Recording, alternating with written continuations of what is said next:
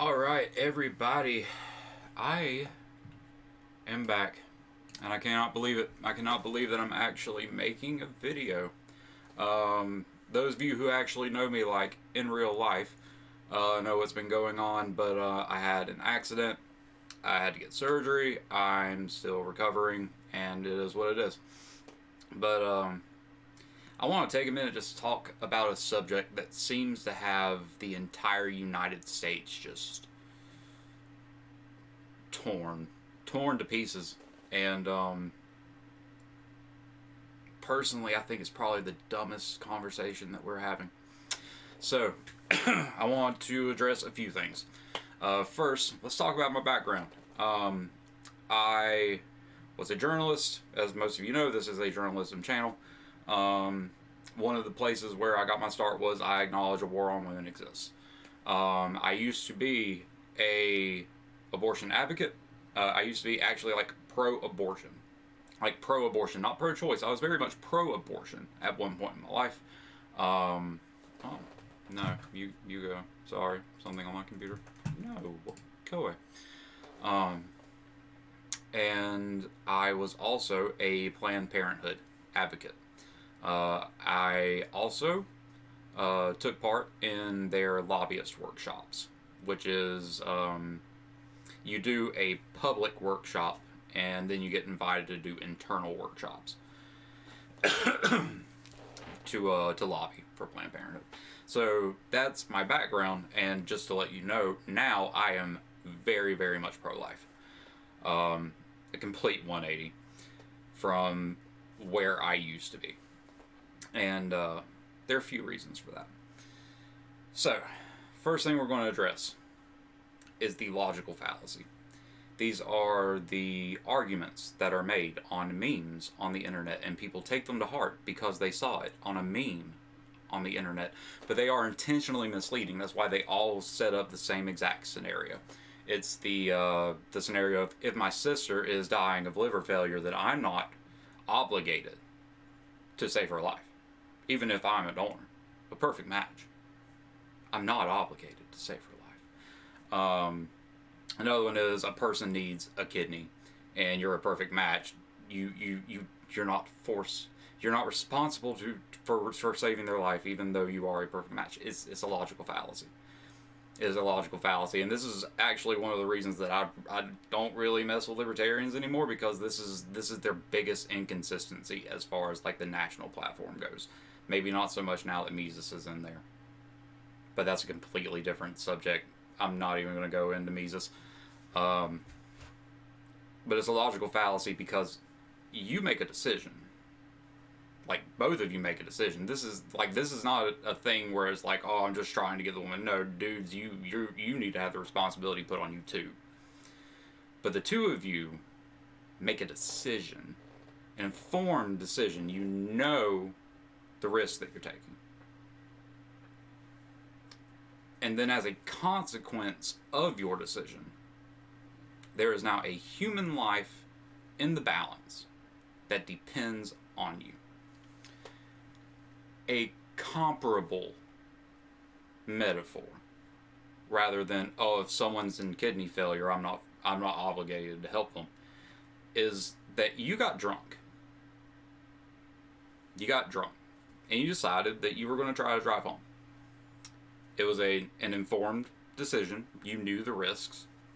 And on the way home, you hit a pedestrian. Now, that pedestrian's not dead, but they're dying. You have now created a situation where a human life is in the balance, and it is in your care as a result of your decisions.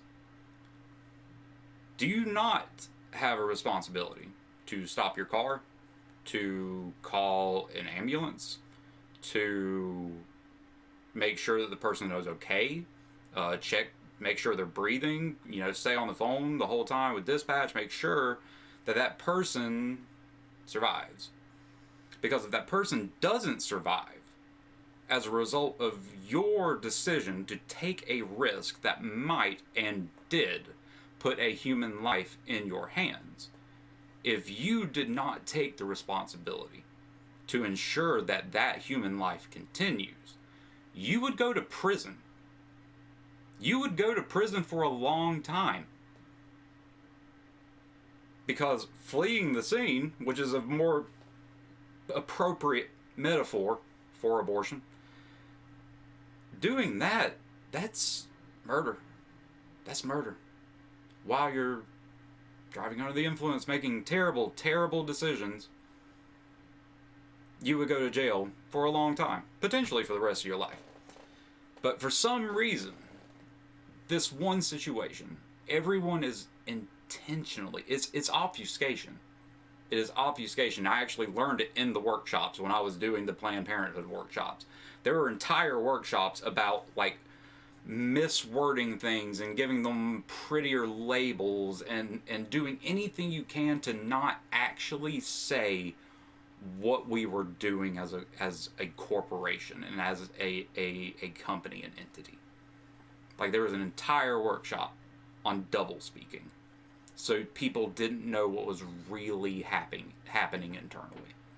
And that this is a situation where, you know, people were like, hey, we need to come up with something and then, you know, meme it. You know, like, the actual intention of memes, mass information spreading, people just take it to heart because it's an infographic and it like television, it goes around a reasoning, and yeah.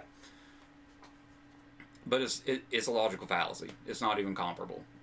Someone dying from a kidney is not the same thing as you making a decision that put a human life in the balance. So that's brings us to number 2, because a lot of people will say, well, it's not a human life because it hasn't been born yet. That is the dumbest thing I've ever heard in my life. That is the least scientific thing I've ever heard in my entire life. Because if you actually take a scientific view of when life begins, it's actually pretty clear. Like, you can determine that very, very easily. It is when the sperm and the egg have completely finished their fusion into a zygote. At that point, that is a unique human being. They have a DNA signature that is different from their mother. It is a unique human life. That is a scientific view of life. The idea that the birth canal, like passing through the birth canal, just imbues the power of life upon you, is a cultural, social, arbitrary marker for when life begins. If you actually want to make a scientific view, like a scientific argument of when life begins, it is when the zygote is formed. It's when the zygote is formed. That is when the individual has been formed. From that point on, this one cell contains all of the information that it takes to create a human being, and left in the environment it formed in, it will. That is a human life. And that is a scientific argument. That's not a religious argument. That is a natural argument. Which brings me to part number 3. Natural rights. If, again, the idea of passing through the birth canal, imbuing rights, is a dangerous slope. And we've already seen that dangerous slope start. Because you had people like Andrew Yang. I remember libertarians were hashtag Yang Ganging and all of that stuff, really putting some wind behind him when he did not have wind behind him in the primaries. And this guy comes out talking about post-partial birth abortion. It's like, you know what? We tried partial birth and the baby just came out. It's alive. It'll live. It'll be fine. We're at like 30 weeks because, you know, left-wing states were allowed to mess around with what viability meant in Roe, even though right-wing states weren't. But a perfectly viable child, just born, and, you know, could just put it in NICU, put it up for foster adoption, you know, kid lives, all that good stuff. No, kill it. Andrew Yang was openly advocating, oh, well, here is a formed baby in the 3rd trimester. It's perfectly fine. It's viable. If we just, like, wrap it up and put it in the delivery ward, it'll be fine. He's just like, nah, kill it. It's the dumbest thing I've ever heard. And that's because we are taking that slippery slope. That slippery slope because we have created an arbitrary point where life begins. We have created an arbitrary point where human rights begin. That's never gone wrong. And it's already a slippery slope. We've already done it. We started with the Roe decision, which was you can have abortions up to viability. People don't like telling you that. That's the actual Roe decision. Roe actually establishes at viability, no more abortions. That was the original Roe decision. Rand Paul actually tried to codify that. Y'all remember that? I think it was like 2013, 2014. Rand Paul put up a bill that would have codified Roe versus Wade and established viability, I think at 24 weeks, because that's what viability was at the time. But no, we couldn't have that. But yeah, it's kind of dangerous to put arbitrary points on when human rights begin. Again, if you follow the scientific rigor, then human rights begin once the zygote is formed. It's just that simple. You don't have to argue about arbitrary points. You don't have to, get into a discussion with people who are openly advocating, like up to 3 years old, I don't see why a mother shouldn't be allowed to abort a child. That's stupid. And we wouldn't be having to have that conversation if we were just taking a scientific approach to this. But we're not going to take a scientific approach to this. We're going to do this with our feelings. Because that's how logical people function. Okay, last point. No, it might not be the last point. I don't know. Next point. The reasons why I don't think abortion is a thing that we should really even be advocating. We shouldn't really even be talking about it. Because outside of an ectopic pregnancy, there's no necessity to terminate the life of whatever stage of development that life is in, until viability. And this is where I differ from most pro-life people. I do believe that a woman should be allowed to abandon the child and should be allowed to deliver early. I do believe that. I believe because we have made so many leaps and bounds as far as like NICU care and artificial wombs. This technology is growing so quickly. Like, I remember a few years ago, viability was 28 weeks. And then, or a few years before Rand Paul put that bill forward, it was 28 weeks. Then when Rand Paul put the bill forward, it was 24 weeks. Now viability is somewhere between 20 and 22 weeks. It really just depends. That's where like 60% of delivered children actually survive. And you know what? If that's all we save, that's fine.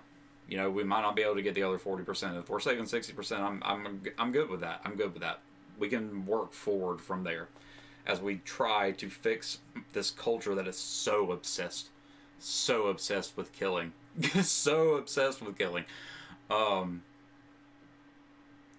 But after ectopic pregnancy, the next issue that the vast majority of women can be exposed, there are always going to be people who have rare genetic issues that make it where if they get pregnant, they're not going to be able to carry and whatever. That's life of the mother stuff. Okay, life of the mother. I'm down with that. I mean, if you're going to lose both, might as well only lose one. But that's also a situation where there was a clinician when my sister was pregnant who told her that if she went through, that her and my niece would both die in delivery, and they're both alive and okay. Get a second opinion. But as far as 99% of pregnancies, an ectopic pregnancy is the number one concern. It's a first trimester issue. You usually get it pretty early. It is what it is. It's not even considered an abortion in the medical community. It's not, because it's so early on, and it's considered treating an ectopic pregnancy. It's not considered an abortion. If you could take it out of the fallopian tube and put it into the uterus or into a very advanced artificial womb or incubator, then we would do that, but we can't do that. It's not feasible right now. It's not doable. So it just is what it is. It's not even considered an abortion. It's just a medical procedure. If we could create a different outcome, we would, but we can't yet. But after that, the next thing that 99% of women might encounter is gestational diabetes. And that usually shows up somewhere between 24 and 26 weeks. It's about a month after viability. So there is literally no need to terminate a fetus. There's no need to extinguish this human life. It is a lie. It is a lie. So unfortunate. And this topic is actually why I stopped having anything to do with anarcho-capitalism, because I realized how polarized this is. Because the problem with anarcho-capitalism is that the only way to deal with, homicide, depending on how you feel about it, and that's a problem, is that people feel very differently about this. If you believe that abortion is homicide, and you live in a system where there is no state, and the only way to address homicide is to kill people back, do y'all really want that with this cultural discussion going on right now? Do you really want that? Do you want to create a society where the only way to address murder is to kill each other, in a society that is very openly talking about whether or not abortion is murder, and is pretty evenly divided on that? Like, I saw a WOA article not long ago that said 40% of Americans disagree with the Supreme Court decision. It's a funny way of saying 60% do. You don't want anarcho-capitalism in this situation. You don't. A lot of people are going to die. I mean, you're basically talking about an invitation to open warfare. You're removing the only thing that's actually keeping the pro-life and pro-choice people from going at each other. It's one of the very rare cases where the state's actually doing something somewhat worthwhile. And it can do things that are even more worthwhile. Bastiat libertarian. I believe that the function of the state is protect life and property. So, you know what? If a woman gets pregnant and she's not ready for it, and that's another reason, and you can go check out this video because it's further down in the video thread. It's where I reviewed a Guttmacher Institute report on the correlation between PTSD and non-first trimester abortions. It's a very interesting video, very enlightening. Go check it out. But about 2/3 of the women who responded in that survey said that they deeply regretted having their abortions. So if a woman gets pregnant, and instead of killing the baby, because a lot of women don't even realize they're pregnant until like week 6, and I've heard that some women don't even realize until like week 12, and I'm just like, how do you not know? But, is what it is. Everyone has their own cycle. I don't know. But just carry it until week 22. Deliver early. 60% chance that it's going to survive. Those odds are only going to get better, to the point that we can start rolling back. Is it 22 weeks or is it 20 weeks? Is it 20 weeks or is it 18 weeks? Is it 18 weeks or 16 weeks?